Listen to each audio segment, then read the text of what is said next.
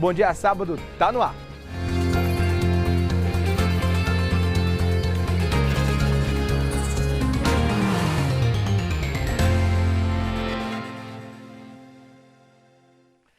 Olá, muito bom dia, seja bem-vindo, seja bem-vinda, bem-vinde, vamos todos fazer esse Bom Dia Sábado e eu quero começar o jornal de hoje com uma salva de palmas para os pais e responsáveis que estão com a criançada em casa nesse período de quarentena. As escolas e as creches continuam fechadas e eu sei que é um período bacana para estreitar os laços, para trocar ideia, para aprender com a criançada também, mas tem que ter muita criatividade. Muita criatividade, porque eles ficam entediados muito rápido.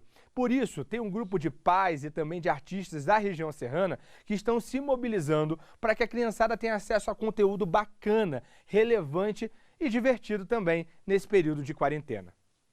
Quase 4 meses de quarentena. E a pergunta que não quer calar: como segurar a criançada em casa? Seria uma missão impossível?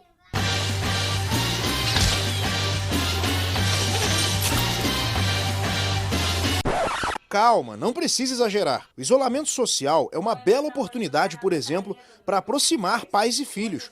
Momentos que antes da pandemia, na correria do dia a dia, seriam até mais difíceis. Que tal contação de histórias? É gol! Gritou Franjinha. O que houve? Perguntou Magali. Mamãe, pode ler uma historinha pra mim? Claro, posso sim. Hello Kitty faz bagunça. Eu amo essa historinha, mamãe. E agora, minha gente, uma história eu vou contar. Uma história bem bonita, o Bernardo vai adorar. Bernardo, você já viu o Porco Espinho? Sim. Eu acredito muito na contação de história, acho que é uma excelente ferramenta para aproximar os pais dos filhos. Trabalhando a imaginação, a criatividade.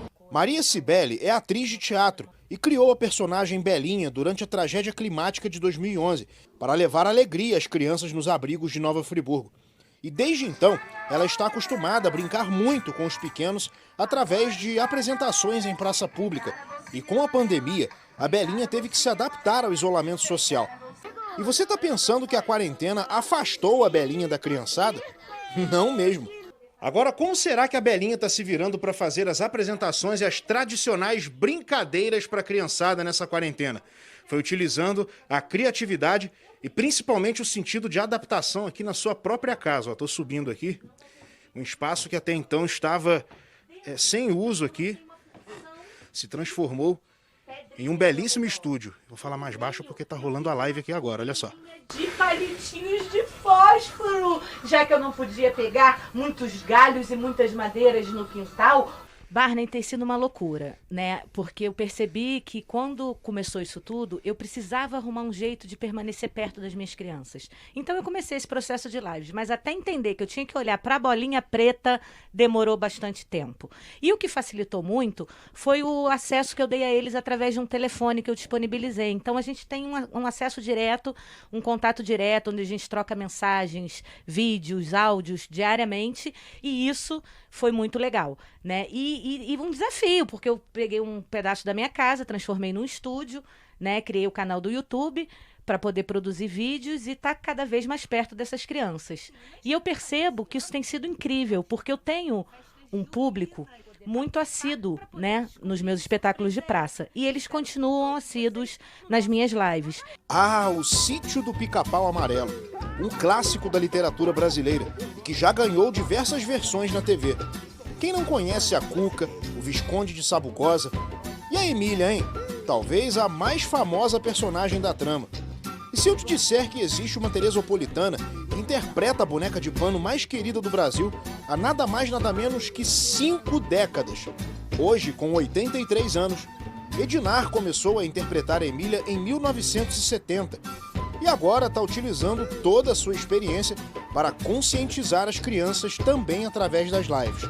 Então, Barney, estou aqui ensinando as crianças a usar máscaras e o retorno está sendo ótimo. Os pais estão adorando.